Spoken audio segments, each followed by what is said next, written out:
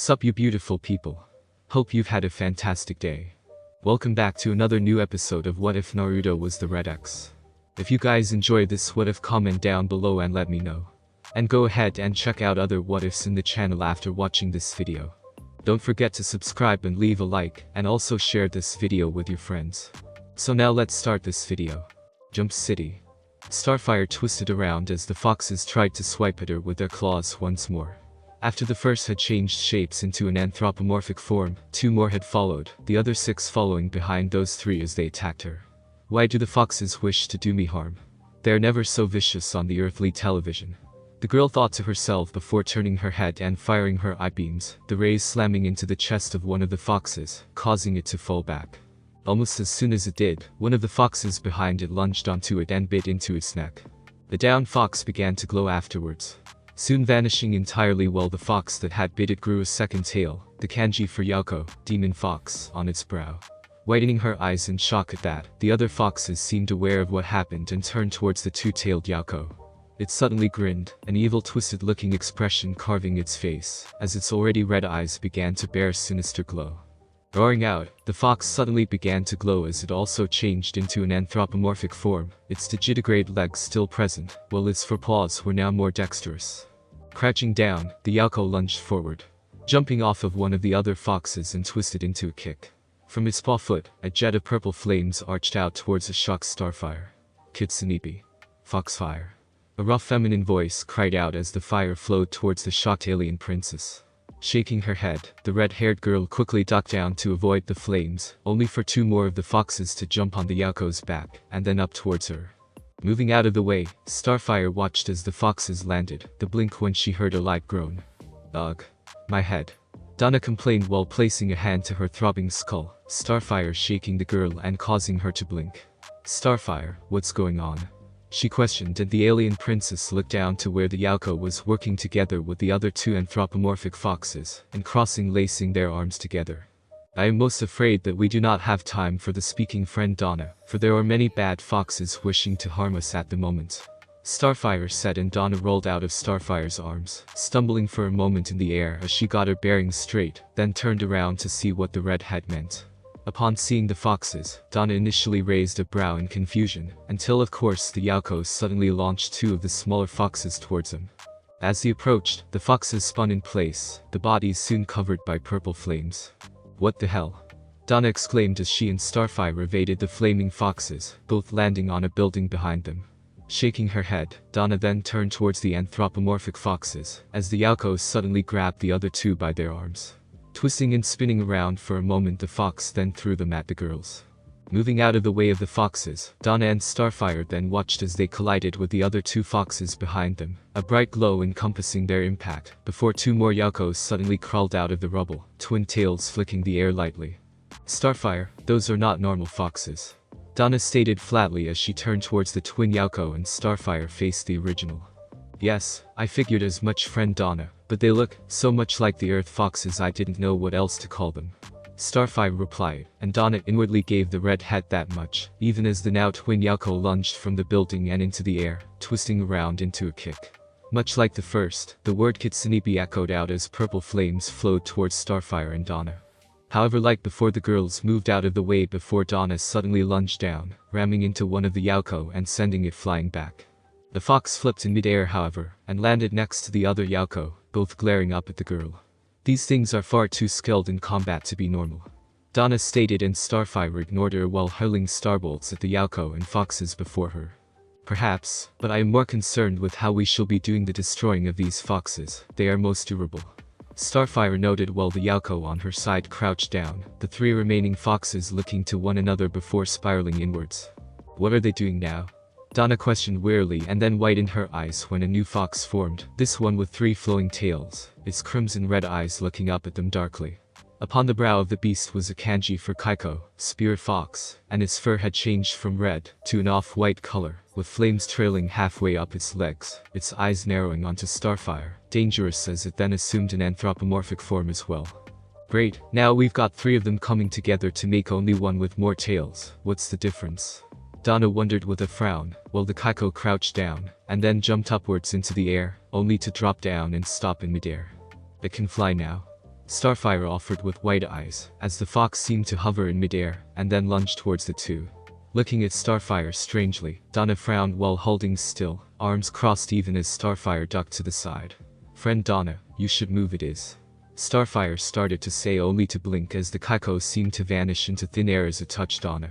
"Not there," she whispered, and Donna frowned while looking around, wondering where the Kaiko had run off to. "Starfire, stay alert, that thing is using illusions to trick you," Donna advised while noticing the Yako watching on silently, probably waiting for a time to strike the two girls.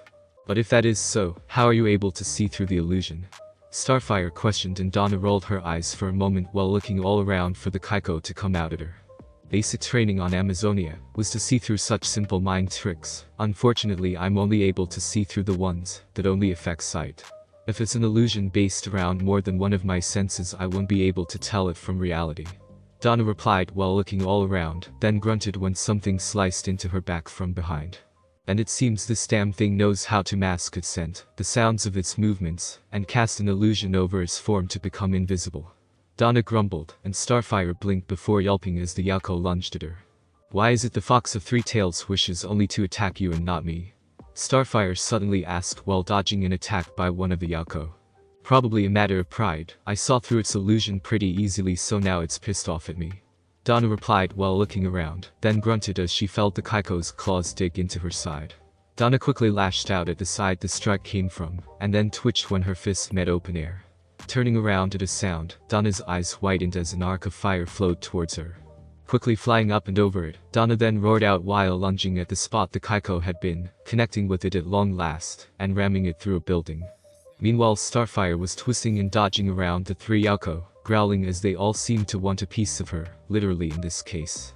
Ducking under a swipe from one of the Yako, she then grabbed it by its foot and twisted around with a roar, grabbing the next one to approach her, and slamming them into the ground.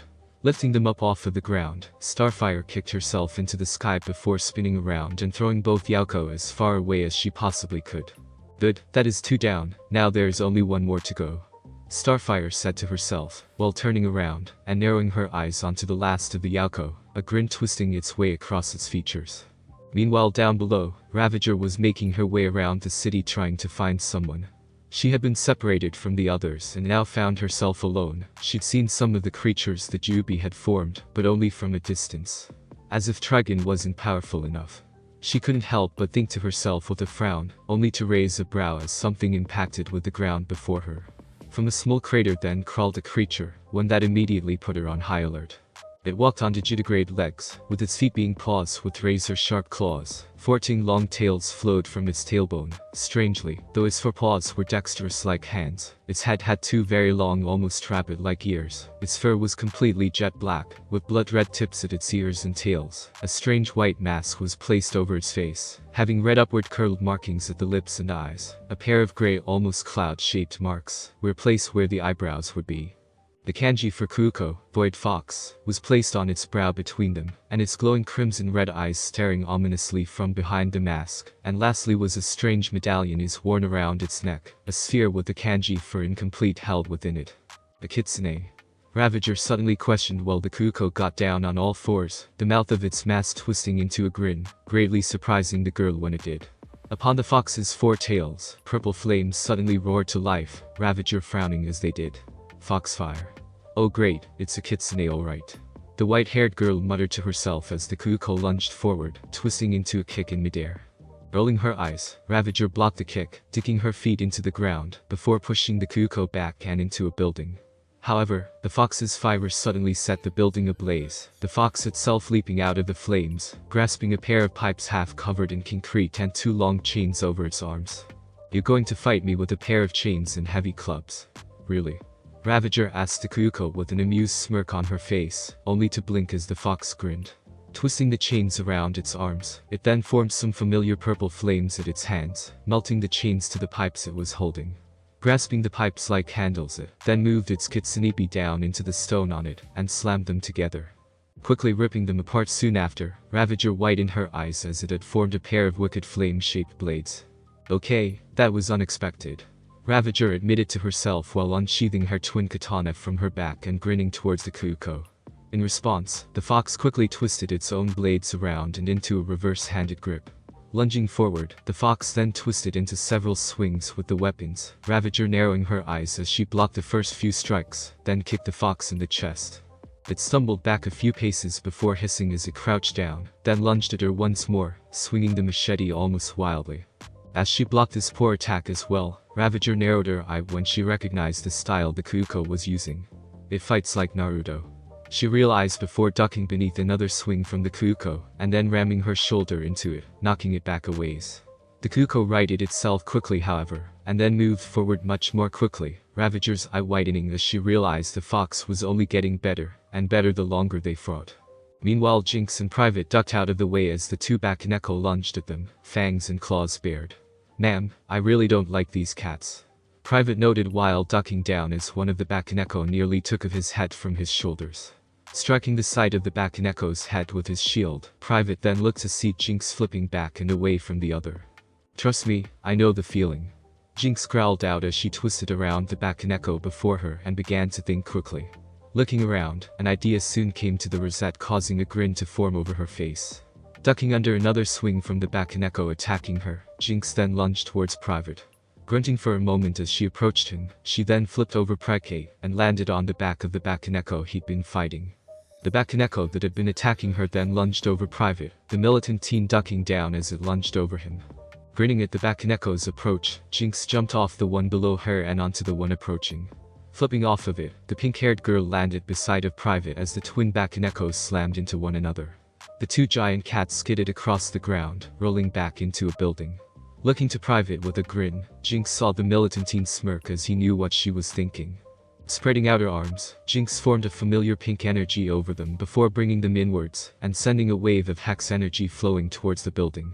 Grunting lightly as he wasn't as used to doing this as Mammoth, nor as strong, Private then jumped into the air and brought his hands together, before slamming them into the ground with the hex energy, causing a massive tremor that knocked the building down on top of the twin Bakeneko.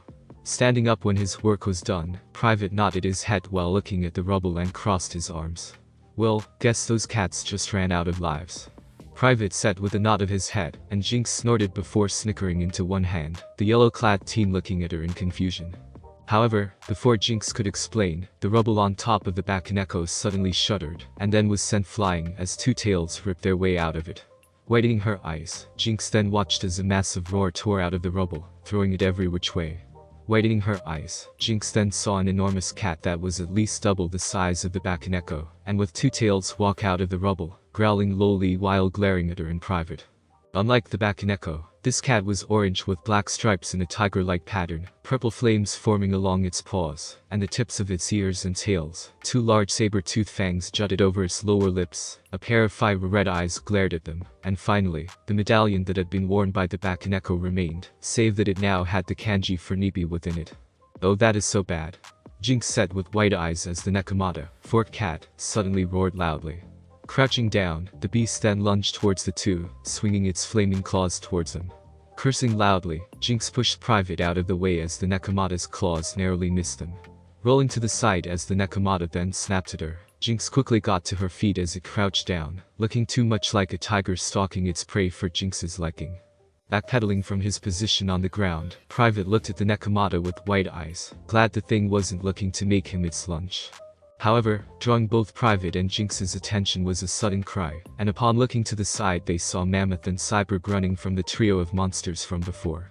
Gaping for a moment, Jinx then shook her head and yelled as the Nekamada jumped on her, the white shield formed by the string of beads protecting her from it. Mentally thanking Naruto for the present, for the 1000th time, Jinx then pushed the Nekamada back with a burst of hex energy. Rolling back, she then watched as Sai and Mammoth ducked to the side, and caused the 3 Oni to slam into the Nekamada. Breathing out a sigh of relief, Jinx then groaned as a furious Nekamada, then bit into the throat of one of the Oni, the other two crying out as they slammed their clubs into the beast, only for its tails to grab onto them. "Man, you have no idea how glad I am to see you," Mammoth said to Jinx only for her to grab him and Cyborg, while backing away from the pile of furious Yakai. "No time for talking, it won't take that Nekamada long to turn those Oni into Catriots, we have to get out of here before it does," Jinx stated and then glared over at Private, as he watched the Nekamada slaughter the Oni with ease. "Private, fall in," Jinx shouted in order, and the militant teen shot to his feet and rushed over to her. "Private Hive, reporting for duty ma'am," The teen stated while saluting, and Sai couldn't help but snicker for a moment, only for Jinx to slap the back of his head with a deep scowl. Yeah, it's funny. Now let's get the fuck out of here before that Nekamada uses us as shoot toys. Jinx shouted at them, before dragging Mammoth and Cyborg away from the enormous cat as it continued to viciously slaughter the Oni. Elsewhere, Gizmo is frowning as he uses his spider legs to walk across the city, with Seymour walking beside him. Behind the two, a wire has been extended from Gizmo's pack to the Tanuki, where it is wrapped around its right ankle. Why are we bringing this thing with us? Seymour asks while looking back at the sleeping Yakai warily, more than a little aware it could be very dangerous whenever it finally woke up.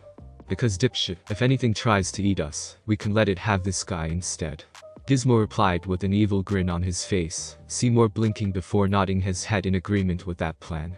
Walking along the street with only the occasional chanting of Pon Poko Pon from the Tanuki, the two soon came to a street corner, and Seymour was bowled over by the combined mass of Jinx, Cyborg, Mammoth, and Private. Damn, what a way to go. Gizmo said while shaking his head as Jinx pulled herself out of the mass of bodies and brushed off her dress. Gizmo, you run into any Japanese demons?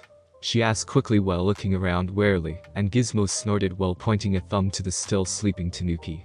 Just this thing. Gizmo replied with a flat expression, and Jinx blinked for a moment, then gaped before slapping her hands over her mouth, as the Tanuki twitched and seemed to slowly start to rouse. What y'all doing, Jinx? Sai questioned as he and the others looked at the girl, and then noticed the Tanuki falling back to sleep. Breathing a quiet sigh of relief, Jinx then glared over at Gizmo, who scratched his head before snapping his fingers. Oh right, Tanuki were hedonistic little bastards. Gizmo said while nodding his head, and Seymour and Mammoth looked confused. Hedo what? Mammoth questioned, and Cyborg frowned while realizing why Jinx was staying quiet. Hedonistic. In other words, Mammoth, a Tanuki was a spirit that liked three things. These things were women, food, and sake. And they weren't above using illusions or shape-shifting to get what they wanted. So, because it's around, Jinx is uncomfortable and afraid it might try to turn into something big, and then probably try to kidnap her. Cyborg explained, and Jinx silently nodded her head while backing away from the sleeping Tanuki. Oh, so it's no different than any other teenage villain. Seymour said aloud, and a snort then snicker from Mammoth was his only reply. Shut up, Gak Muncher. This is some seriously bad shit. I mean, if this sucker wakes up, it might kill us all. Some Tanuki were really cruel. One formed an army and tried to conquer an entire nation. Another killed an old woman, turned her into soup, and tricked her husband into eating her. Gizmo shouted at his friend and watched Seymour turn green and Mammoth stare at the Tanuki wearily. We should find something that wants to eat this thing like real quick. The one-eyed teen said to himself, Mammoth nodding in agreement before they heard a familiar roar. Crap. The Nekamada is done with those three Oni things.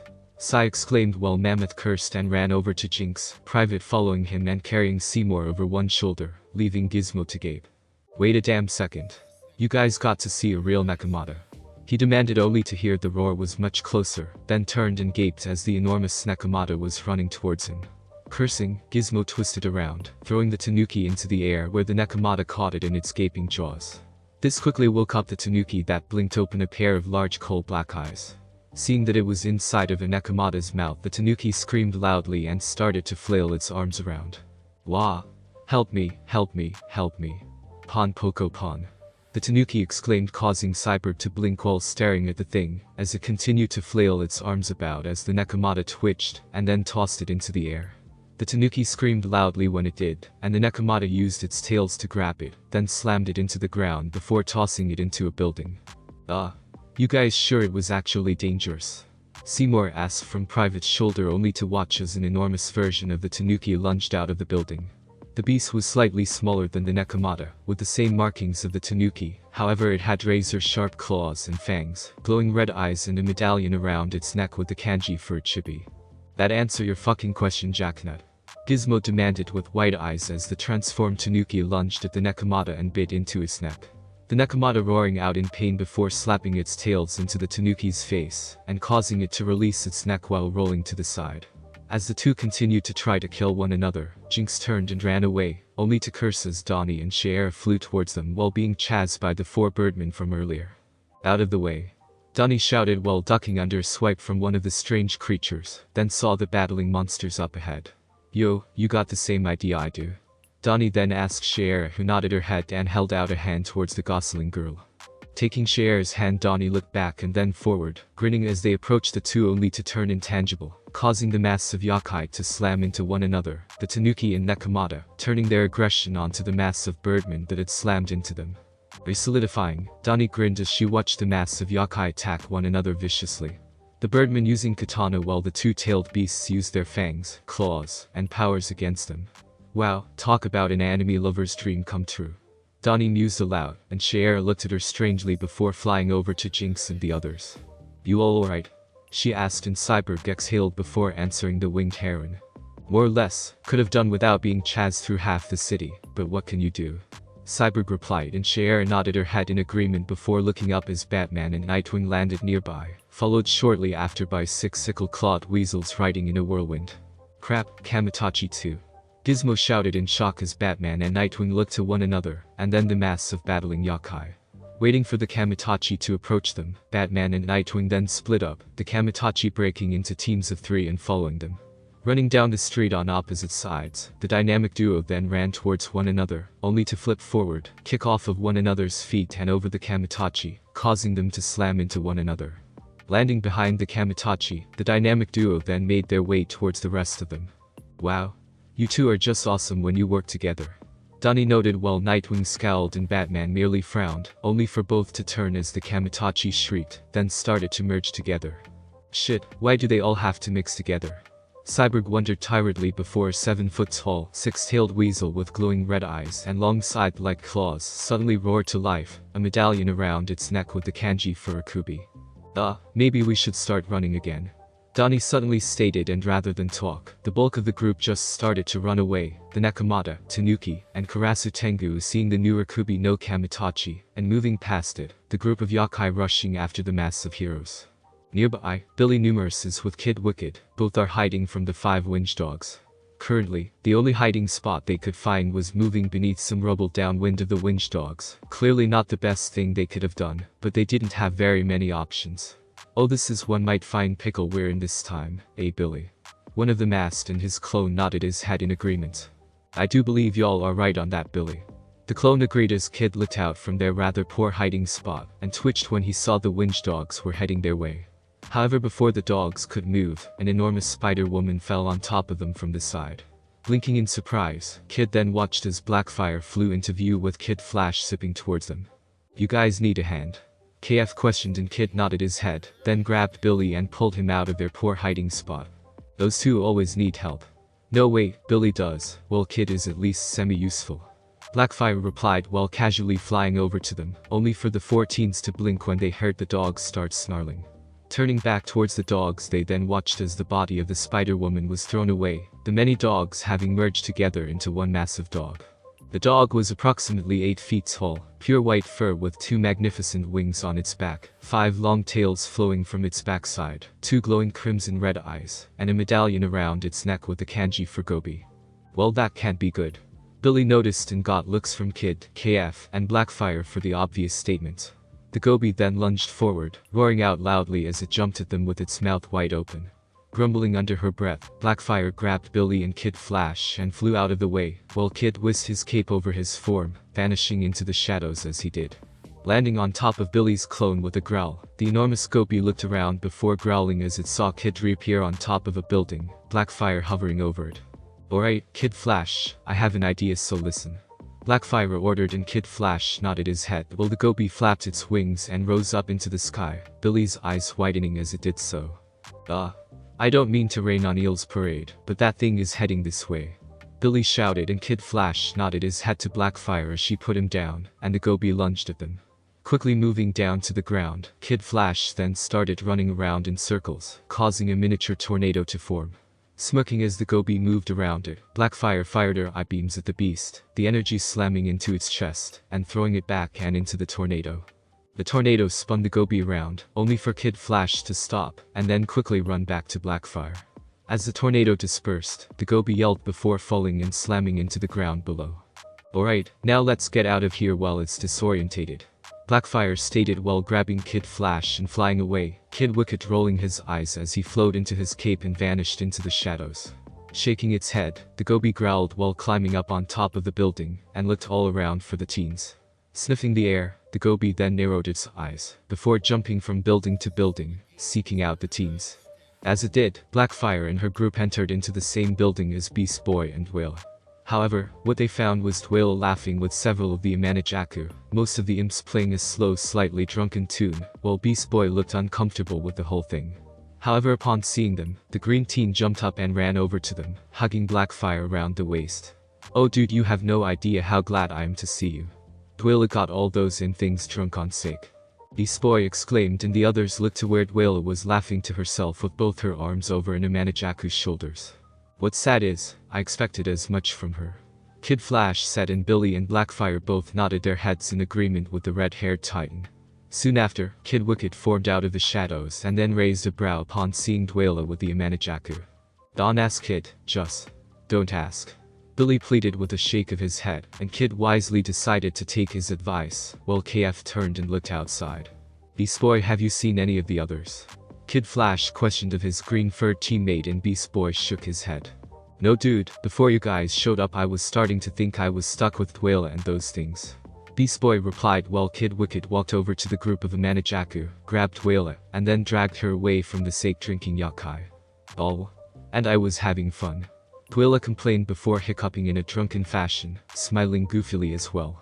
"Bye-bye guys," Dwayla exclaimed while waving to the Amanajaku, the Yakai drunkenly waving back and replying in Japanese to the red-haired clown girl, then returned to their drunken song. "Ugh. As if a normal Dwayla wasn't bad, a drunken Dwayla is probably even worse," Blackfire grumbled with a shake of her head, and Kid Flash nodded his head in agreement with her, Beast Boy looking from them to the clearly drunken clown girl for a moment before sighing. "Well, look at it this way, at least those dudes don't want to eat us or anything," Beast Boy noted while motioning over to the drunken Amanajaku, the other teens instantly nodding in agreement with him. "Now we should go out and find the others. Maybe then we can," Blackfire started to suggest, only for Starfire and Donna to crash through the roof, the Yauko and Kaiko falling with them. Roaring out, the girls managed to twist the kitsune onto their backs, causing them to slam into the ground back first. Getting up, the both then walked away from the kitsune, while the Kuko and Ravager fought their way into the building. Flipping back, Ravager evaded the Kuko's blades and landed on top of one of the larger Amanajaku, the imp looking up in confusion, even as Ravager flipped over the Kuko and kicked it into them.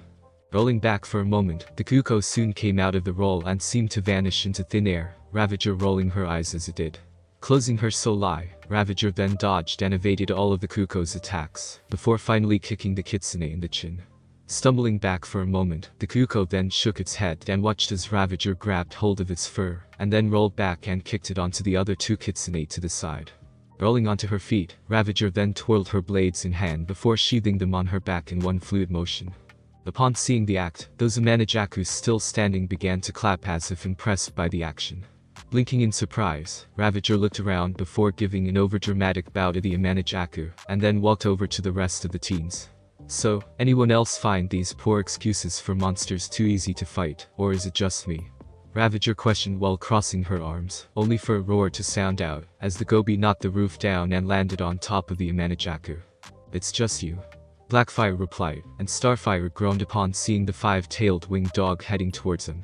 "Please, must we fight the enormous animal with the many tails?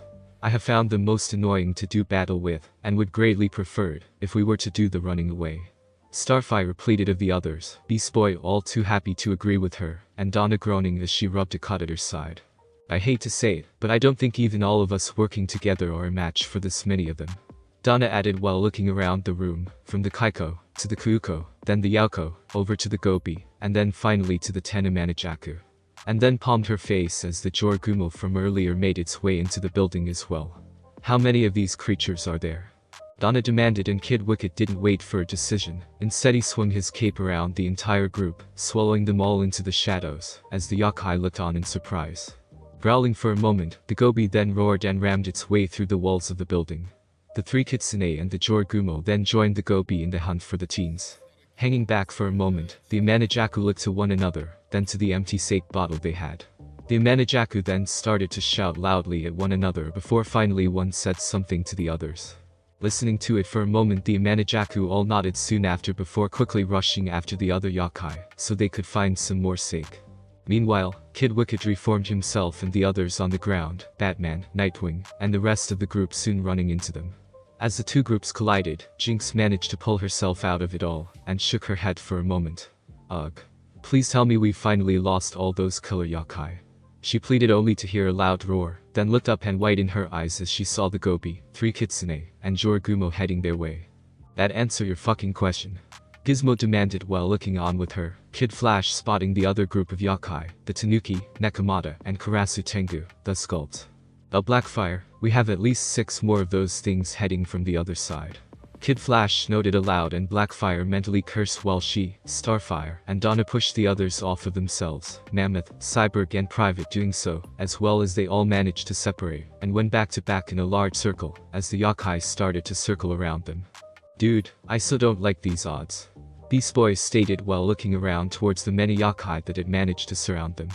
Hey, is it just me or are we missing someone? Donnie then asked while looking around, and both Batman and Shair's eyes widened. Where are Etrigan and Dr. Fate? Shair demanded, and 8 dragon heads suddenly burst out from a nearby building as if in answer. Looking on with wide eyes as the heads weaved and slithered around one another, the large group then watched as it looked down at all of them, even the Yakai, with hunger in its 16 blood-red eyes. Get down.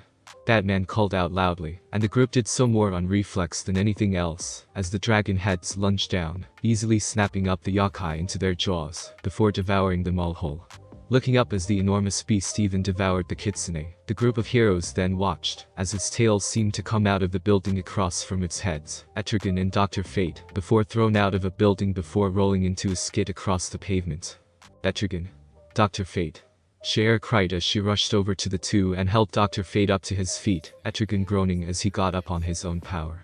Looking over the 2 injured heroes, Shair then looked up towards the 8 dragons with wide eyes. Oh, we are so dead. Mammoth exclaimed as the 8 dragons suddenly twisted and spiraled around one another. Soon enough the 8 dragons merged together, forming an enormous 8-branched dragon, one of its many heads having a familiar circular gem with the kanji for Hachibi within it. Oh man, it's another giant snake that looks like a hydra. Beast Boy complained loudly while Batman frowned and backed up slowly from the beast, even as it began to crack its 8 necks, and then looked down at them darkly. What is that thing? Shair demanded while looking up towards the gigantic creature, and Dr. Fate looked up with her weakly, and then groaned while holding his injured ribs. That would be the true Yamata no Rachi. A fierce water dragon and not a snake, as is the common misconception with this particular beast. Dr. Fate replied, and the Titans and Tartarus grimaced, remembering how Orochimaru had changed into a similar creature that had actually been a snake. However, they then looked back to the Yamata no Rachi, as it reared back its 8 heads, then launched them forward, roaring loudly and sending shockwaves towards the group of heroes. Dude. Beast Boy exclaimed loudly as he and the others struggled to stand from the sonic waves being produced by the enormous branched dragon. However, just as the sonic waves were becoming too much for them, a familiar raven with 3 talons swooped down and flapped its wings, creating a gust to push back the Irachi. Growling angrily, the multi-headed beast then lunged towards the raven, only for it to quickly fly out of the way, while the heroes look up towards it. Is that good or bad? Seymour questioned as the raven flew round the Yamata no Rachi's heads, causing them to bite into one another. Good, very good. That is Itagarasu, a fabled raven with 3 legs. It's also about as far from being a demon as they come. It's a holy beast, and it looks like it's helping us for the moment. Batman replied while watching Itagarasu keep the Yamata no Rachi busy. At least we're getting some amount of help from the divine. Jinx muttered to herself and then watched a furious Yamata no Rachi glare down at them. Oh, I really don't like that look in its eyes. Donnie stated mostly to herself before the Irachi inhaled deeply and then exhaled a jet of foxfire towards the heroes. However, Itagarasu quickly flew in front of them, flapping its wings rapidly and creating a gust of wind to keep the flames back. Soon finished, the bird flew back into the air and drew the Irachi's attention away from the heroes once more. We have to think of some way to take this thing down and fast. That bird can only distract this thing for so long. Cyborg noted aloud while watching Itagarasu literally fly circles around the Irachi, and Nightwing nodded in agreement with his second-in-command. I'm all for saving the bird at some point, but for now can we just try and survive this encounter? Jinx demanded, and the group quickly scattered as the Irachi ripped its way through the building it had been within, its numerous heads lashing out and trying to gobble up the large group of heroes in Yatagarasu Hall, while the Jubi watched on in the distance with clear amusement in its eyes. Depths of hell. Orochimaru walked beside of Slade as he journeyed deeper and deeper into the depths, his body clearly weakening the further in they went. Must be a side effect of his pseudo-immortality. The pale-skinned man mused to himself with an amused smirk, arms crossed behind his back as Slade leaned heavily into the wall at the side. Panting slightly as they came to a set of stairs, Slade looked down and narrowed his soul-burning red eye onto a massive pair of double doors, with a familiar S-shaped rune emblazoned on the front of it. The being was heavily built and stood to at least 7 feet tall with pale white skin with noticeable cracks in it, a bright red and very familiar S-shaped rune seemingly carved into his chest. A metal helmet completely covered its head and neck from view, and greatly resembled an executioner's hood, while a double-bladed axe is clutched in its right hand, steel bangles covering its wrists and half of its forearms, a steel codpiece covering its groin with thick black leather pants. And finally are a pair of steel boots covering its feet and most of its legs. The hollow journey of your fated vessel ends here. Came a cold, metallic voice from the being as he stood impassively before the doorway, Slade and Orochimaru approaching even as he did. What you seek cannot be reclaimed. The being then stated as Slade approached across a bridge and stood before him. Perhaps, he admitted while placing his mask back onto his skeletal face, and glared at the being darkly. But it's not like I have anything left to lose. Slade replied while the being uttered nary another word, twisting its axe staff into position as Slade lunged forward. Throwing a punch at the being, Slade then grunted as he blocked it, and sent him flying back in a single fluid motion, Orochimaru watching on with curiosity. Sliding back, Slade quickly looked up, and his single eye widened as the guardian raised his axe up. Mentally cursing, Slade rolled out of the way of the battle axe, before quickly looking over to an amused Orochimaru. Coming to a stop, Slade reached into his belt and pulled out his collapsible staff, and extended it to its maximum length. Lunging at the guardian, Slade twisted into a swing with the staff, only for the guardian to easily block his attack and counter with a steel boot to his skull. Stalking towards the undead madman impassively, the guardian then swung his battle axe at the man. Cursing under his breath, Slade rolled to the side before turning to glare at Orochimaru. "Didn't you come down here to help me?" he demanded in a low hiss before turning back towards the guardian, and using his staff to block another swing from his staff. Chuckling lightly, Orochimaru merely grinned at Slade for a moment before crossing his arms. "Yes, but you seem to have everything under control on your end," the Serpentine man replied, and Slade twitched before kicking the guardian back and then backpedaling away from him. "Then think of this, should I die, you'll never gain what I promised you," Slade reminded, and Orochimaru's eyes suddenly hardened, a cold look appearing in his golden amber orbs, as they narrowed on the guardian dangerously. Blurring into movement, Orochimaru slammed a palm into the guardian's chest, sending him skidding back to the point he had to use his battle axe to slow down. Cracking his neck, Orochimaru then pulled 2 kunai from his clothes, and grinned towards the guardian dangerously. "Now I'm afraid I cannot allow you to have this man, he is going to be very useful in my endeavors to reach immortality. And as such, I'm afraid you'll have to go," Orochimaru stated before blowing out his breath, wind forming along his twin kunai, and forming 2 scimitar-esque blades. Grunting for a moment, the guardian looked towards Orochimaru, and a deep grumble echoed from beneath its helm. "So it is you, Orochimaru, the same man who has escaped the Shinigami numerous times in the past. Your head shall make for a fine trophy," the guardian noted ominously as he approached Orochimaru, the serpent-eyed man merely grinning as he crouched down, Slade reaching into his belt for something as they both prepared for battle. Jump City. The heroes fighting against the evil Jubi were suddenly thrown back as the Yamata no Orochi ripped and tore its way through yet another building. Roaring loudly, the legendary dragon then lunged down at the titans, biting and snapping at them, even as they barely evaded being eaten alive. Beast Boy panted heavily with wide eyes as the Orochi loomed over them all ominously. "Dude, what does it take to kill this thing?" Beast Boy demanded as the Orochi reared all 8 of its heads back before exhuming a mass of purple flames towards the group of teens yet again. Cursing, the groups ran out of the way of the flames, Donna flying with Sheer through the sky towards the beast. Dodging around one of its many heads, Sheer activated her mace before roaring out as she slammed it into the beast's rubbed raw underside. The head screeched loudly in pain, then rammed forward, knocking Sheer out of the sky where Starfire quickly caught her. Roaring out in fury, the Orochi then twisted its entire body around, its tail slamming into the ground and nearly the rest of them as well. Cursing lightly, Nightwing fired a grapple to get away, those who could fly carrying those who couldn't, in order to avoid being crushed by the enormous dragon. Turning and looking towards the Irachi, Cyborg then blinked when he saw the three-legged bird from earlier, flying towards the Irachi bravely. As it approached the Irachi, Yatagarasu suddenly flapped its wings, rising up into the air, and then opened its wings, and began to beat them rapidly, sending a gale down towards the Irachi. The enormous dragon roared out as the wind pushed it back, then tried to breath more fire out towards Yatagarasu, only for it to flow back onto it, burning it instead. I don't know how to kill it, but it's sure nice to have a little help from that bird up there. Cyborg noted as the Yatagarasu then swooped down, ducking under and around the beast's many heads. Twisting around with surprising grace, the bird caused several of the heads to bite into one another, disorientating them as it flapped its wings, and quickly rose back into the sky. Grinning at the opening this provided, Cyborg fired his sonic cannon, the beam from the weapon slamming into the rubbed raw underside of the Irachi. Seeing what he was doing, the others with a long-range attack quickly followed suit, firing into the rubbed raw underside of the beast. Roaring out in pain, the Irachi's heads and tails suddenly thrashed all about, lashing out and knocking buildings down, and causing the heroes to move out of its way. Cyborg, don't do that.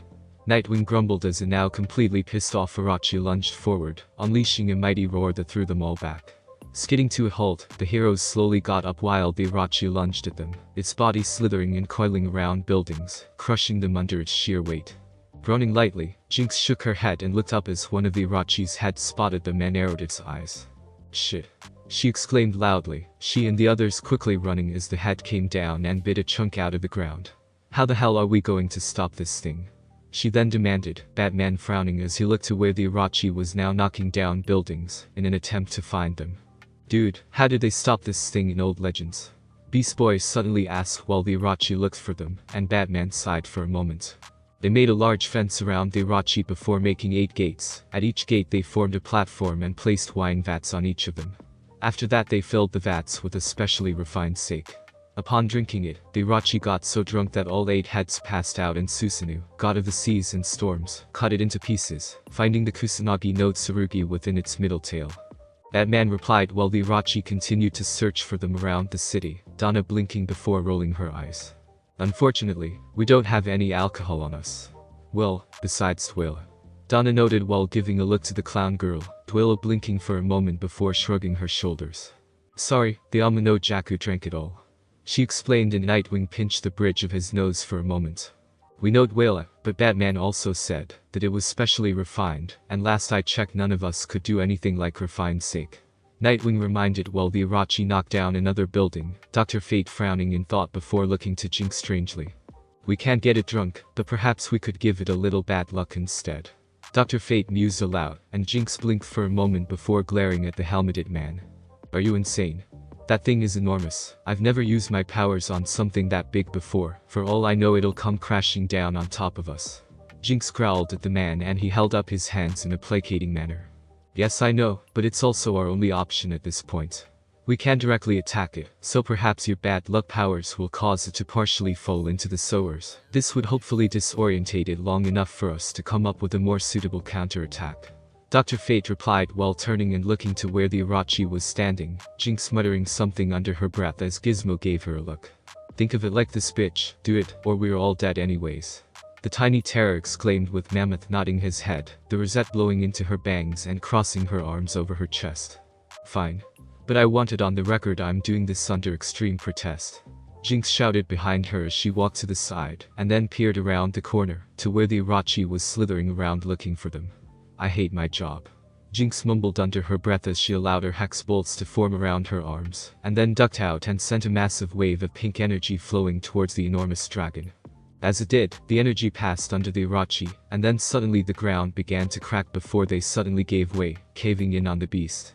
Blinking as it worked, Jinx then widened her eyes as all of the streets started to crack. Damn it. The one time I have bad luck as well just had to be now. She exclaimed while running back, away from the crack as the ground began to cave in all over the city. Seeing the others, Jinx didn't stop running, only shouting a quick warning as she passed them. What did she say, Billy? Seymour suddenly questioned, only for Kid Wicket to bolt as well, the Titans and other heroes looking to see the ground caving in nearby. Oh, that's simple, Billy. Run. Billy exclaimed while running away, followed by the rest of the group, those who could fly picking up the slower members, and moving above the collapsing ground. Soon reaching a building, the group entered, and then looked outside, Jinx wincing as a building fell on top of the Irachi. This is why I say I'm bad luck. Jinx suddenly offered with a frown across her face, her eyes set in an annoyed glare at the scene outside, and none of the heroes felt the need to correct her, as they could see her point. Dude, how'd you do all this damage anyways? I thought you knew how to limit your powers or something. Beast Boy questioned, and Jinx looked to the brightly glowing string of beads on her arm for a moment, then to the massive amount of damage outside. My powers couldn't cause this kind of damage normally. Well, unless it was on Friday the 13th, but it's the 10th, so something else is going on here. Jinx thought to herself, then glared at the string of beads darkly. And something tells me you're the cause of this. She added mentally while looking at it, then looked up to see Beast Boy and her own team looking at her for an explanation. I don't know. Jinx replied flatly while glaring at the green teen pointedly, and Nightwing palmed his face, Cyborg snickering to himself at the sight. Blowing into her bangs, Donnie then flew to the side and saw Ravager watching the Irachi intently. Hey, I don't think we've got time for this little chat, the Irachi's thrashing around like it's in pain. Ravager suddenly called out, Donnie tilting her head before flying through a wall and looking towards the beast. The Irachi is indeed thrashing around, its many heads and tails all twisting and coiling around before slamming into buildings, purple flames arching from its 8 mouths, as if it was in an unbearable amount of pain. Frowning to herself for a moment, Donnie quickly flew inside and landed beside of Jinx. Ravager's right, that thing really does look like it's in some kind of pain. Donnie confirmed, and Batman frowned deeply, wondering what could be hurting the Irachi for only a moment before his eyes widened. We need to get over there, now.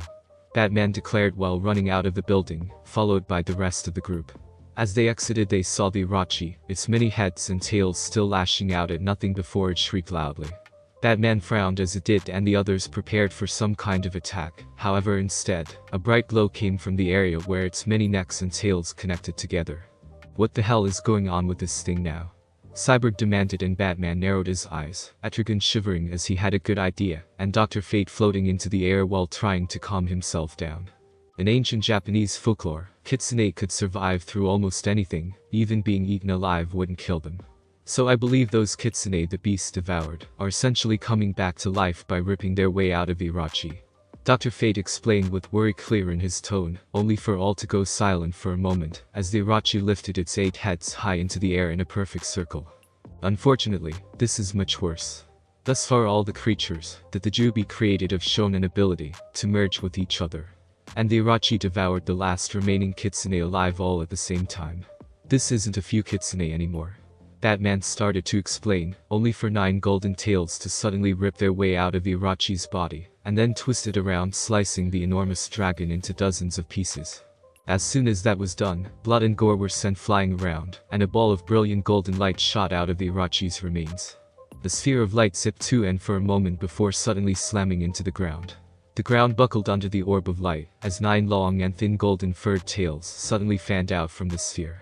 Soon the form of a 6-foot-tall golden-furred fox resided where the sphere had been, standing on all 4s, followed the tails, purple fox fire flowing up over its lower legs and paws, 3 spikes of fur flowing back from its shoulders, long rabbit-like ears curving from its head, and an ivory fox-shaped mask over its face, with a crimson smile on its lips, crimson lines over its eyes, and 2 great tomo marks at its brow, the kanji for Tenko, heavenly fox, upon its brow. The group looked on in shock as the beast shook the blood from its brilliant coat of golden fur, then reared its head back and screeched heavenward. Narrowing his eyes at the sight of the beast, Batman pulled a batarang into either hand while crouching back. It's one Kyuubi now. Batman stated even as a grin seemed to form over the mask on the Kyuubi, its brilliant crimson-red eyes snapping open and glowing ominously as it gazed towards the gathered heroes. Dudes, we are so dead. Beast Boy suddenly stated, while looking at the newly formed Kyuubi with white eyes, no one moving to disagree with him as the Kyuubi lunged towards them, purple flames launching forward from its tails towards them. Thanks for listening. I do hope you enjoyed it. If you want the next part of this video, like, subscribe and comment down below and turn on the bell notification, and also check out other videos that I have created and enjoy. See you in the next video. Peace.